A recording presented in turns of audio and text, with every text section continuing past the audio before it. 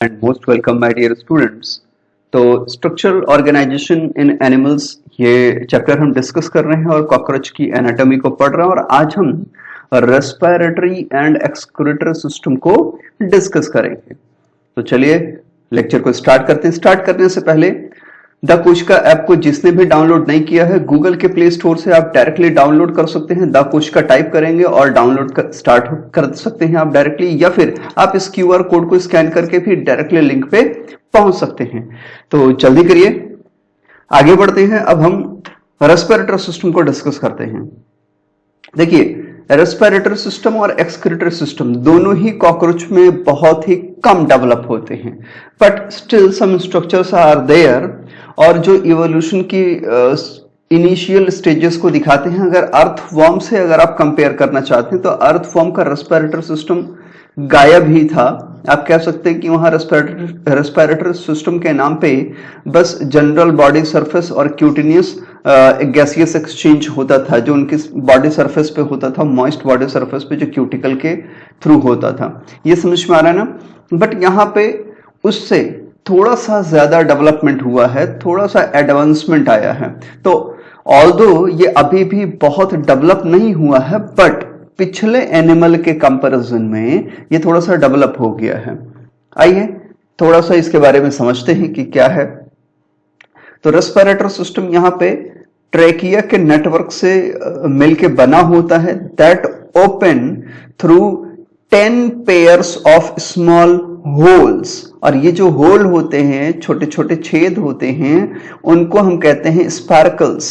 क्या कहते हैं? स्पाइरकल्स। ठीक है, spiracles present on the lateral side of the body, है ना, यानी आजू बाजू में लेफ्ट और राइट में ये स्पाइरकल प्रेजेंट होते हैं। जब आप कभी कॉकरोच पकड़ेंगे तो आप उसे चेक कर सकते हैं। ठीक, तो ये 10 पेयर होंगे स्पाइरकल जो ट्रैकिया के सिस्टम से मिलके बने होते हैं, और यही बस इतना ही बड़ा होता है रेस्पिरेटरी सिस्टम। अगर आप इसको अर्थवर्म से कंपेयर करें तो वहां इस तरह का कोई भी डेवलपमेंट, इस तरह का कोई भी स्पेशलाइज्ड स्ट्रक्चर देखने को नहीं मिल रहा था। इसका मतलब कि ये इवोल्यूशन के ट्रेंड में अर्थवर्म से एडवांस हो रहे हैं। यही तो हम चेक करना चाहते हैं 3 अलग अलग टाइप के कैटेगरी के एनिमल्स को पढ़ करके। ये भी इनवर्टिब्रेट है, लेकिन ये अब ये एडवांस हो रहा है। तो पहला काम जो है वो ये है कि नोट करिए कि ट्रेकिया का नेटवर्क होता है।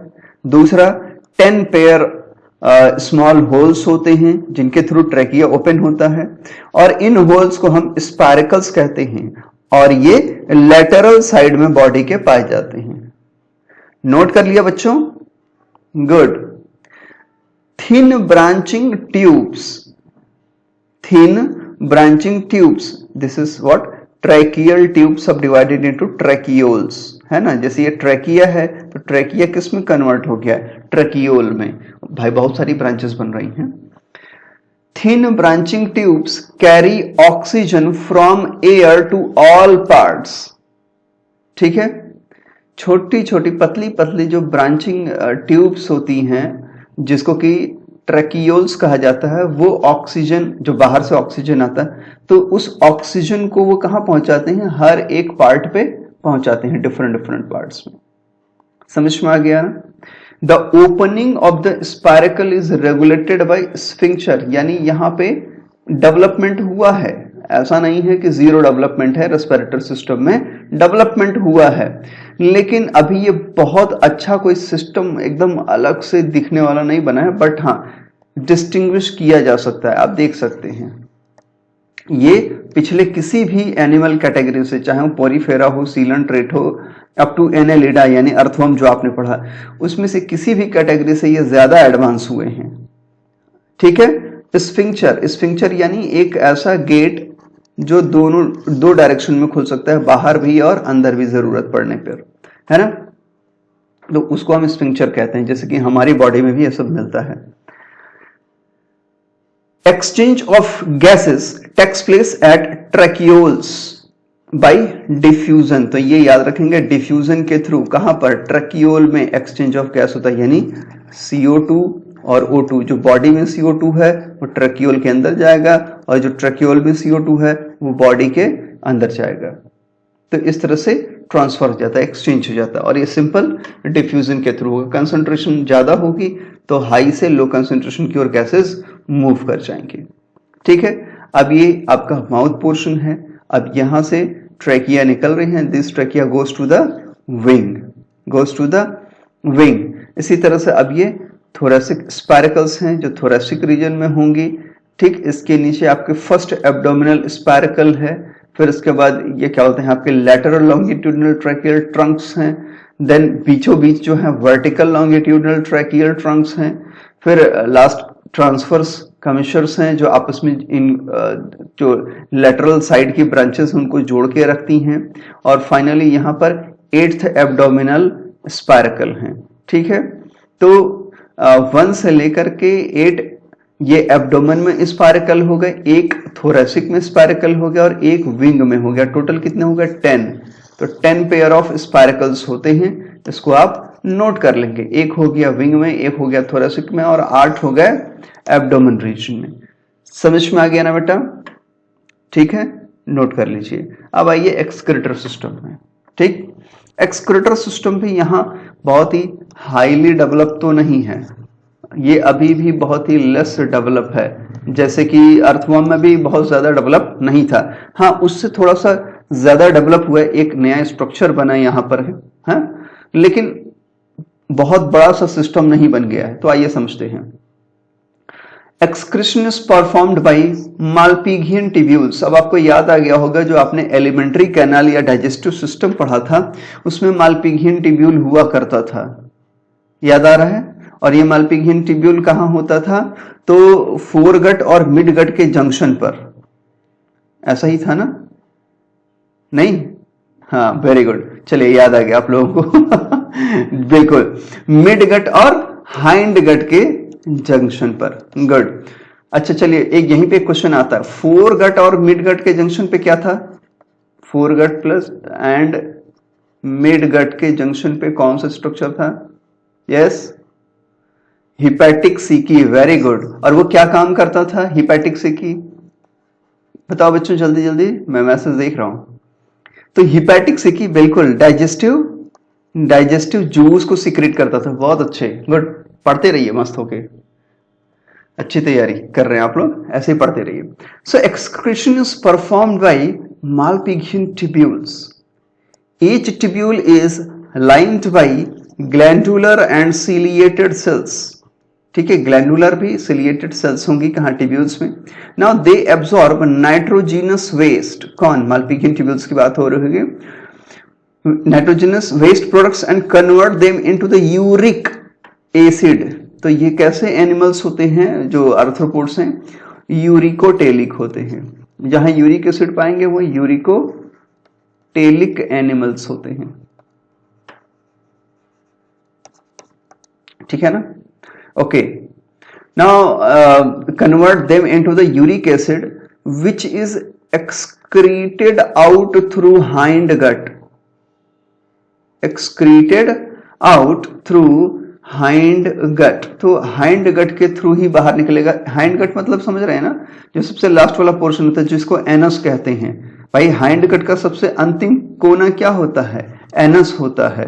ठीक है, एनस वो जगह होती है जहां से वेस्ट मटेरियल बाहर निकलता है, वो डाइजेस्टिव सिस्टम का भी। तो देखिए यहाँ पे क्या है, जो इंसेक्ट है, यानी आप कह सकते हो कि अगर कॉकरोच की ही बात करें तो कॉकरोच क्लास इंसेक्टा में सभी में एक सेम पैटर्न होता है।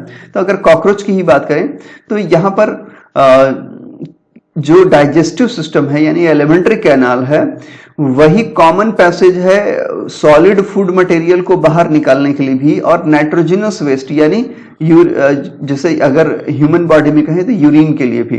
तो कॉमन पैसेज है जो आहार नाल यानी एलिमेंट्री कैनाल है, डाइजेस्टिव सिस्टम, उसकी जो सबसे बाहर की ओपनिंग है जिसको एनस कहते हैं या गुदा कहते हैं हिंदी में, है ना?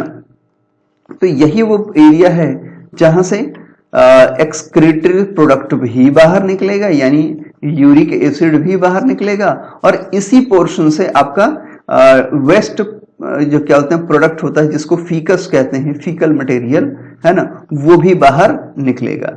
सेम चीज, मतलब सेम एक ही स्ट्रक्चर है, यहाँ पे कोई दो अलग स्ट्रक्चर नहीं है। तो नाइट्रोजनस जो वेस्ट होता है, जो ये फ्लूइड है अगल बगल है ना, हीमोलिम्फ वगैरह में, तो वहां से नाइट्रोजनस वेस्ट को एब्जॉर्ब कौन करता है? हेपेटिक सिकी नहीं, यहाँ पे मालपिघियन ट्यूब्यूल्स होते हैं। हेपेटिक सिकी डाइजेस्टिव जूस, बार बार हेपेटिक सिकी पता नहीं कहां से आता है। चलिए, तो मालपिघियन ट्यूब्यूल्स इसको एब्जॉर्ब करते हैं और उसको कन्वर्ट कर देते हैं।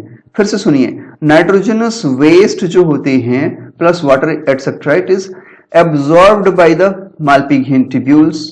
और मालपिघियन ट्यूब्यूल्स के अंदर जब ये आते हैं तो यहां पर नाइट्रोजनस वेस्ट जो है वो कन्वर्ट हो जाते हैं यूरिक एसिड में। It is converted into uric acid by Malpighian tubules, the cells of the Malpighian tubules. अब जबकि मालपिघियन ट्यूब्यूल्स के सेल्स ने इसको कन्वर्ट कर दिया यूरिक एसिड में, अब ये एंटर कर जाते हैं कहां पे? तो आपके हाइंड गट में, जो क्या बोलते हैं इलियम वाला पोर्शन होता है यहाँ पे, क्योंकि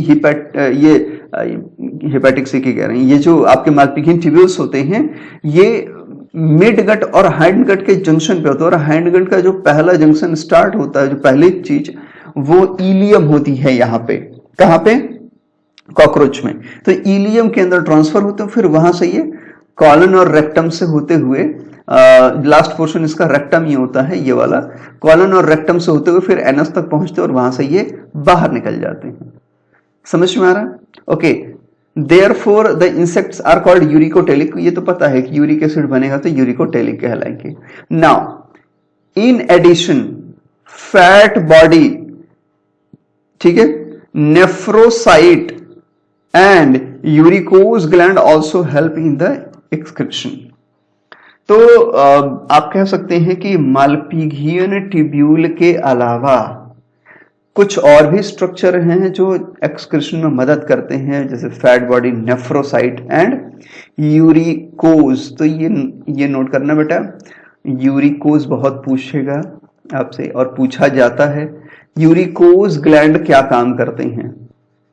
यूरिकोज ग्लैंड क्या काम करते हैं? याद रखना, ये यूरिया से बना है या यूरिक एसिड से बना है। यूरिकोज ग्लैंड क्या काम करते हैं? तो it help in excretion in insects. Note कर लिया? तो इतना ही था रेस्पिरेटरी और एक्सक्रीटर सिस्टम से। बहुत ही सिंपल स्ट्रक्चर था, लेकिन आपने देखा कि अर्थफॉर्म से ज्यादा डेवलप हुए और ये काफी मतलब मॉडिफाई हुए हैं। हाँ, ये भी है कि ये बहुत ज्यादा मॉडिफाई नहीं हुए, बहुत एडवांस नहीं हो गए, लेकिन आपने देखा कि इवोल्यूशन हुआ, चेंजेस हुए, कुछ एडवांसमेंट हुआ। पिछले एनिमल जो आपने पढ़ा था उसके कंपैरिजन में यहाँ कुछ हुआ। अब इसके बाद जो एनिमल पढ़ेंगे उसमें आप देखेंगे और भी एडवांसमेंट हुआ होगा। ठीक है बच्चों, तो इसी के साथ मस्त रहिए, पढ़ते रहिए, और हाँ, जिसको भी अच्छा लगे लाइक जरूर कर देना और शेयर कर देना। Thank you, God bless you.